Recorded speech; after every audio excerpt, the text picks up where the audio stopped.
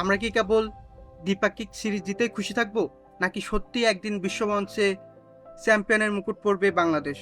প্রতিভা আছে, আবেগ আছে, তাহলে বড় সাফল্যটা আসছে না কেন? কিছুদিন আগে শ্রীলঙ্কার মাটিতে টি-20 সিরিজ জয়ের, ঘরের মাটিতে এরপরে পাকিস্তান ও নেদারল্যান্ডসের বিরুদ্ধে টি-20 সিরিজ জয়ের পরে যে আশা জেগেছিল, তাই এশিয়া কাপে পা না রাখতেই সেটা যেন ব্যর্থতাই মিলে গেল। এই ভাঙাগড়ার মধ্য দিয়ে আমরা কবে বের হব? চলুন আজ কোনো বিতর্ক বা আবেগে গা না ভাসিয়ে একদম নিরপেক্ষভাবে তলিয়ে দেখি কোন পথে হাঁটলে বাংলাদেশের ক্রিকেট তার আসল ঠিকানা খুঁজে পাবে। কি বলেন? প্রথমটা আপনি যে স্বপ্ন দেখি বলেছিলেন হ্যাঁ। কনফিডেন্টলি, সেটা কিন্তু এখনো আসলে কাছাকাছি আছে আমরা। না, এটার মধ্যে কোনো কি বলে এটাকে, কোনো সন্দেহ নাই ওইটার মধ্যে। আমরা যখন শ্রীলঙ্কার সাথে হারলাম তখনও আমি বললাম যে আমরা স্টিল চ্যাম্পিয়ন হওয়ার জন্যই আসছি। প্রত্যেকটা বড় টুর্নামেন্টের আগে আমাদের স্বপ্ন আকাশ ছোঁয়া, আর টুর্নামেন্ট শেষে সঙ্গী হয় একরাশ হতাশা। সাকিব, তামিম, মুশফিক, রিয়াদ, আমাদের পঞ্চপাণ্ডবের অধ্যায়ের পর বাংলাদেশের দলটা কি ঠিকঠাক এগোচ্ছে?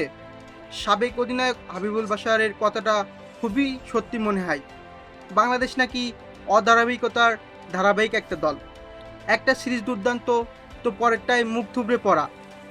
এই চক্রটা ভাঙার উপায় কি? সমস্যাটা কি শুধু খেলোয়াড়দের, নাকি এর শিকড় অনেক গভীরে? চলুন সেই সত্যটা খুঁজে বের করি। বাংলাদেশ ক্রিকেটের মূল সংকট হলো আমাদের আশার প্রাপ্তির মাঝে বিশাল এক ব্যবধান। কাগজ কলমে আমরা যে কোনো দলকে হারানোর ক্ষমতা রাখি, কিন্তু ধারাবাহিকতার অভাবে বড় মঞ্চে গিয়ে বারবার ওষুধ খাই। সমস্যাটা শুধু মাঠের পারফরমেন্সে আটকে নেই, এর শেকড় ছড়িয়ে আছে ক্রিকেট বোর্ড থেকে শুরু করে আমাদের ঘরোয়া কাঠামো পর্যন্ত। প্রথমত আমাদের খেলোয়াড়দের মানসিক দুর্বলতা। বড় ম্যাচে চাপ নিতে না পারা, জেতা ম্যাচ হাত থেকে ফেলে দেওয়া, আর গুরুত্বপূর্ণ সময়ে ভুল সিদ্ধান্ত নেওয়া, এই দৃশ্যগুলো বড্ড পরিচিত। আফগানিস্তান বা আয়ারল্যান্ডের মতো দলগুলো কম সুযোগ সুবিধা নিয়েও যে লড়াকু মনোভাব দেখায়, আমাদের খেলোয়াড়দের মধ্যে প্রায় সেটার অভাব চোখে পড়ে। দ্বিতীয়ত আমাদের ঘরোয়া ক্রিকেটের কঙ্কালসার দশা। ঘরোয়া লিগের যে ধরনের উইকেটে খেলা হয়, আন্তর্জাতিক উইকেটের সঙ্গে তার আকাশ পাতাল তফাৎ। বেশিরভাগ পিচ স্পিনারদের সরবরাহ হয়, আমাদের ব্যাটসম্যানরা দেশের বাইরে গতি আর বাউন্সের সামনে অসহায় আত্মসমর্পণ করে।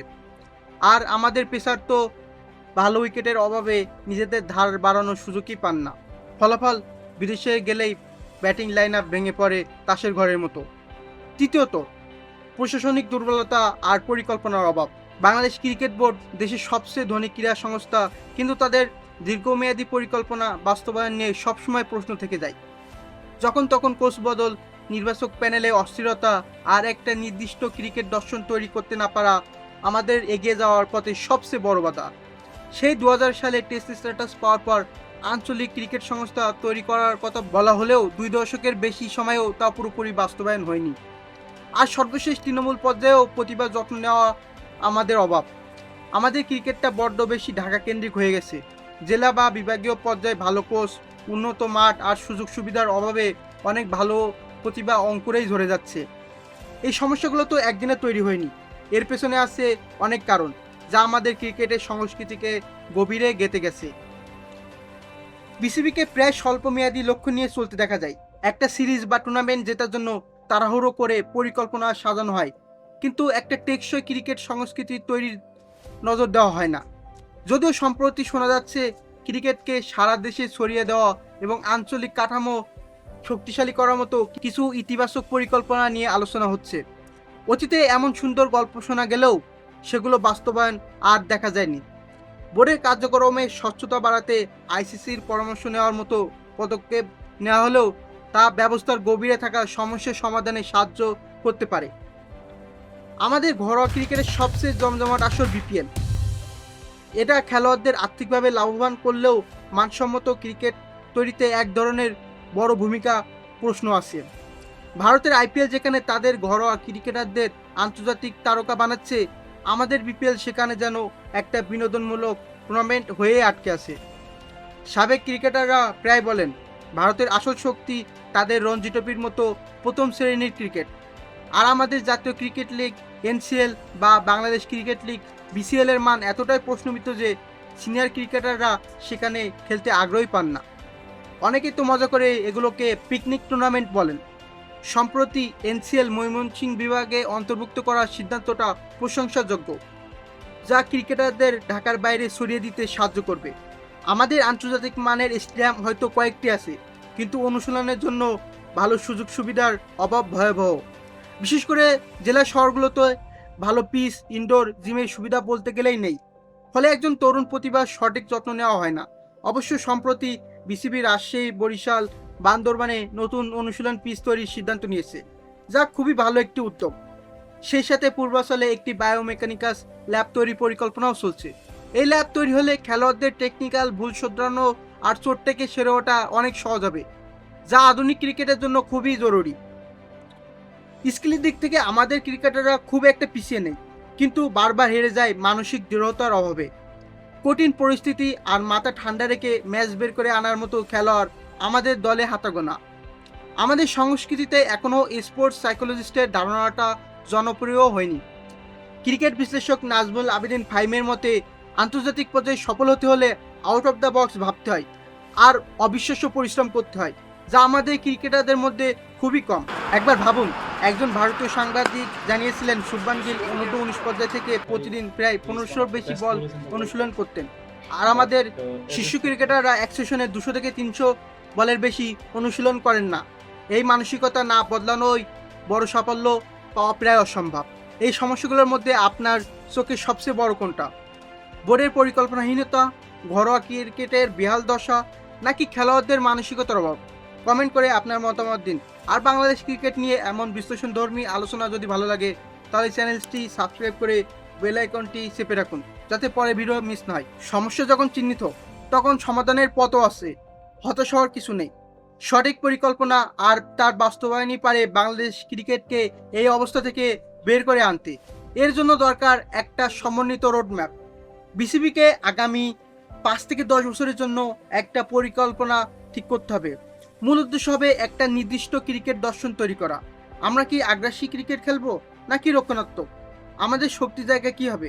একটা দর্শন মেনেই আমাদের দল থেকে শুরু করে এ দল অনূর্ধ্ব-19 ঘরোয়া ক্রিকেটের জন্য কোচ, খেলোয়াড় বাছাই করতে হবে।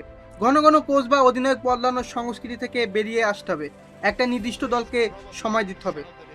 ক্রিকেট তৈরির মূল কারখানা হলো ঘরোয়া ক্রিকেট, তাই এখানে একটা বড়সড় ঝাঁকুনি দরকার। পিচের মান বদলানো, আন্তর্জাতিক মানের পেস বান্ধব উইকেট বানাতে হবে, প্রয়োজনে বিদেশি কিউরেটার আনতে হবে।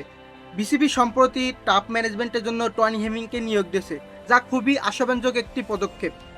পিচের মান বদলানো, আন্তর্জাতিক মানের পেস বান্ধব উইকেট বানাতে হবে, প্রতিযোগিতা বাড়ানো, জাতীয় লিগকে আরও আকর্ষণীয় করতে হবে। ইংল্যান্ডের কাউন্টি ক্রিকেটের মতো 2 স্তরের লিগ চালু করা যেতে পারে, যেখানে পয়েন্টের ভিত্তিতে দলের উন্নতি বা অবনমন হবে। এতে দলগুলোর মধ্যে সেরা হওয়ার তাগিদ বাড়বে। পেশাদারিত্ব আনা, দলগুলোর মালিকানা দীর্ঘমেয়াদে এমন এক প্রতিষ্ঠানের হাতে দেওয়া উচিত যারা সত্যিকারই ক্রিকেটের উন্নতি চায়। খেলোয়াড়দের বেতন, অন্যান্য সুবিধা নিশ্চিত করতে হবে, যাতে তারা শুধু খেলাতেই মন দিতে পারে। সারা দেশে ছড়িয়ে থাকা প্রতিভাদের খুঁজে বের করতে হবে। একটি শক্তিশালী ট্যালেন্ট স্কাউটিং নেটওয়ার্ক দরকার। বিভাগীয় একাডেমি, প্রতিটি বিভাগে অন্তত একটি করে আবাসিক ক্রিকেট একাডেমি থাকতে হবে, যেখানে আধুনিক সব সুযোগ সুবিধা থাকবে আর ভালো কোচরা থাকবেন। বিসিবি সাম্প্রতিক বোর্ড সভায় কয়েকটি জেলায় নতুন পিচ তৈরির সিদ্ধান্ত এই পথের এক ধাপ অগ্রগতি। বয়সভিত্তিক টুর্নামেন্ট, স্কুল ক্রিকেট থেকে শুরু করে অনূর্ধ্ব-15, 17, 19 পর্যায়ে সারা বছর টুর্নামেন্ট আয়োজন করতে হবে। ভবিষ্যৎ তারকারা তো এসব জায়গা থেকেই উঠে আসবে। শুধু জাতীয় দলের জন্য নয়, এ দল হাই পারফরমেন্স ইউনিট এবং বয়সভিত্তিক দলগুলোর জন্য বিশ্বমানের কোচিং স্টাফ দরকার। বিশেষায়িত কোচ, ব্যাটিং, বোলিং, ফিল্ডিংয়ের জন্য আলাদা কোচের পাশাপাশি খেলোয়াড়দের মানসিক শক্তি বাড়াতে একজন স্থায়ী স্পোর্টস সাইকোলজিস্ট এখন সময়ের দাবি। প্রযুক্তির সঠিক ব্যবহার, পারফরমেন্স বিশ্লেষণের জন্য আধুনিক সফটওয়্যার আর বায়োমেকানিক্যাল ল্যাবের ব্যবহার বাড়াতে হবে। এতে খেলোয়াড়দের ছোট ছোট ভুলগুলো ধরা পড়বে এবং প্রতিপক্ষকে ঘায়েল করা সহজ হবে। বাংলাদেশ ক্রিকেটের সম্ভাবনা আকাশ ছোঁয়া। আমাদের সাথে আছে 16 কোটি মানুষের নিঃস্বার্থ ভালোবাসা আর দোয়া। আমাদের তরুণদের মধ্যে প্রতিভা আছে, অভাব শুধু সঠিক পরিকল্পনা আর তার বাস্তবায়নের। সমস্যাগুলো তো আমরা জানি, সমাধানের পথও আমাদের সামনে খোলা। এখন দরকার শুধু ক্রিকেট প্রশাসনের সদিচ্ছা, দূরদর্শিতা আর কঠোর পরিশ্রম। বোর্ডের স্বচ্ছতা ফিরিয়ে আনা, ঘরোয়া ক্রিকেটকে আন্তর্জাতিক মানের করা, তৃণমূল থেকে সেরা প্রতিভা তুলে আনা এবং খেলোয়াড়দের মানসিকভাবে আরও শক্তিশালী করে তোলার মাধ্যমেই আমরা একটা বিশ্বমানের দল হয়ে উঠতে পারবো। যে দলটা শুধু মাঝে মাঝে চমকে দেবে না, বরং ধারাবাহিকভাবে জিতবে এবং একদিন বিশ্বমঞ্চে বিশ্বকাপ উঠিয়ে ধরবে। সেই সোনালী দিনের অপেক্ষায় রইলাম আমরা সবাই। আপনার কি মনে হয় এই পরিকল্পনাগুলো বাস্তবায়ন করা আদৌ কতটা সম্ভব? কমেন্টে আপনার মূল্যবান মতামত জানাতে ভুলবেন না।